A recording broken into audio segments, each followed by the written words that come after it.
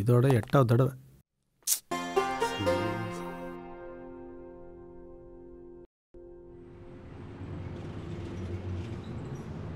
என்ன புதினா சட்னி சரியா? சொன்னானா? 130 கிலோமீட்டர் ஸ்பீடு மச்சான். ஹில் பிளேஸ் வேறையா, பைக்கு உதறிடுச்சு, ஸ்கிட்டாச்சு. ஆனால் அட்ஜஸ்ட். உன்னை ஸ்லோவாக போக சொல்லியிருக்கேன். டேய், உன் வேலைனோ அதை மட்டும் பாரு. ஏன் அடுத்த விஷயம்லாம் தலையிடுற? மூட்டு வை.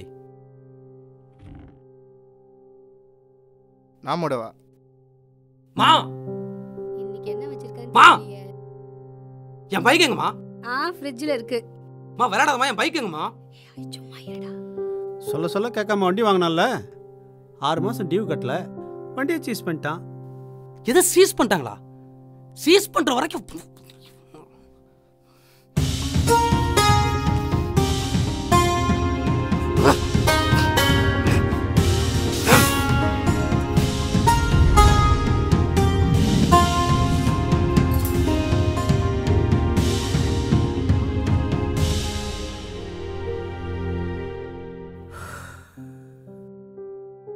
என்ன ஆச்சு?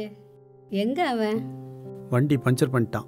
டென்ஷன் ஆகாதீங்க, அவெல்லாம் சரியாயிருவாங்க. இப்பெல்லாம் பரவாயில்ல. அவன் 3 வருஷம் ஆச்சு, எதுவும் மாறல. உன்னை அவனையும் குத்த சொல்லி எந்த பிரயோஜனமும் இல்லை. நீங்க ஏங்க இப்படி சொல்றீங்க?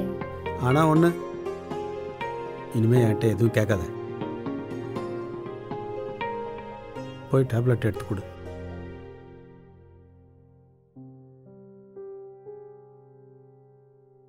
என்னம்மா சமைச்சிட்டியா? இல்ல, இனிமேதான். எனக்காக ஒரு ஹெல்ப் பண்ண. சொல்லுங்க. இன்னைக்கு ஒரு நாளைக்கு அவனுக்கு சாப்பாடு போடாத.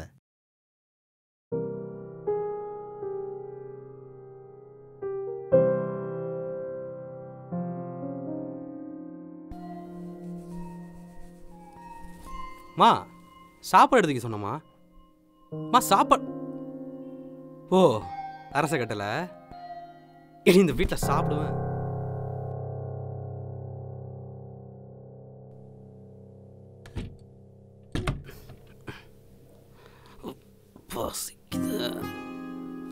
கையில் வேற காசு இல்லையே. நம்ம வீடு தானே, எவன் கேட்பான்?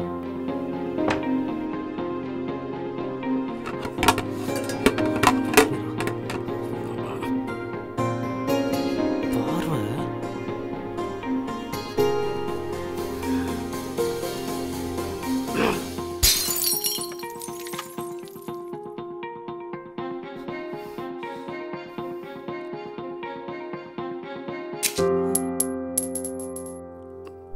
எதுக்கு என் கிளாஸ் போட்டு உடைச்சாரு?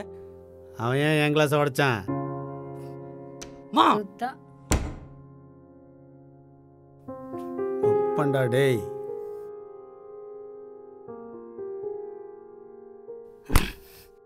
அந்த ஆளுக்கு நான் பிறந்ததுலேருந்து என் மேலே காண்டுமா. அவர் வாங்கி வச்ச பொருள் அவர் உடைக்கிறாரு, உனக்கு என்ன? நீ பேசாம சாப்பிடு. தோசையா வைங்க, நான் சும்மா விட மாட்டோமா.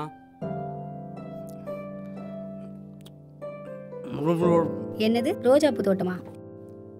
ரோசாக்காரன்னு சொன்னேன். ரோசக்காரன் 5 தோசை தின்னாச்சு, சாப்பிடு பேசாம. இவ்வளோ கோவப்படுற. ஒரு வேளை பசியை கூட உன்னால் பொறுத்துக்க முடியல.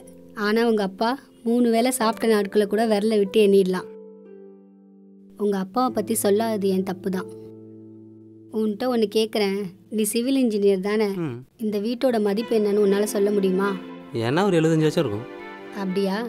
இந்த வீடு நாங்கள் வாங்கும்போது 12 லட்சம் ரூபாய். நானும் உங்கள் அப்பாவும் இந்த வீடு வாங்குறதுக்கு அலைஞ்சோம். நிறைய பேர் சவால் விட்டாங்க. ஆனால் உங்கள் அப்பா வீராப்பா வைராகியமாக நின்று இந்த வீடை வாங்கினார். அவர் அதுக்காக இழந்தது எவ்வளோ தெரியுமா? உன்னோட ஆசை பைக் மாதிரி. ஒரு விஷயத்தை நம்ம பார்வையில இருந்து மட்டும் பார்க்கறது பெரிய பாவண்டா.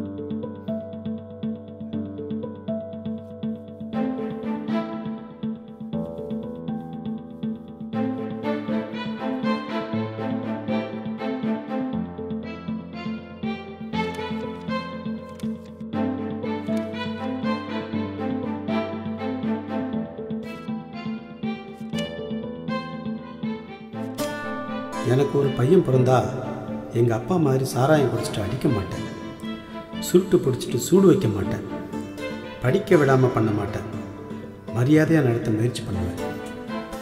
எல்லாரும் வண்டி வாங்க முதலீடா அம்மா அப்பா பணத்தை தான் போடுவாங்க, இல்லை நகையை அடகு வைப்பாங்க. ஆனால் நான் என் பசி பட்டினியை தான் முதலீடாக போட்டேன். நான் சம்பாதிச்சு வாங்கின வண்டியை முதல் தடவையாக ஓட்ட போகிறேன். அது பிறந்த குழந்தை கத்துற சத்தம். காற்று சாமரம் வீசுது, உலகம் வழி விடுது. இது வண்டி இல்லை, ரதம். நான் ராஜாதான்.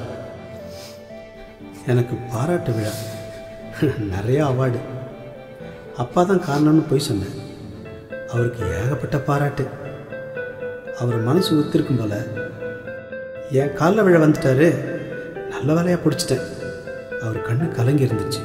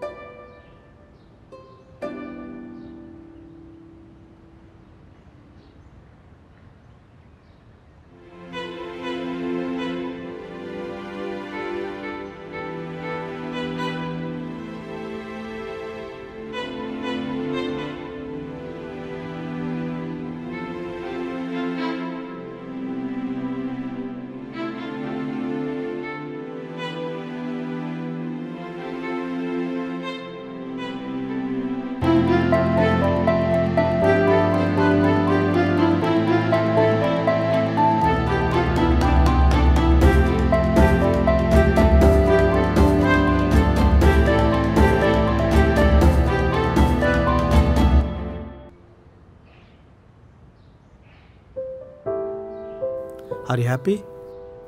இல்லைப்பா, ஐ ஃபீல் ரெஸ்பான்சிபிள். சாரிலாம் கேட்க மாட்டேன். தேங்க்ஸ் சொல்லணுமா என்ன? ஒரு ரைட் போய்ட்டு வா. ம்.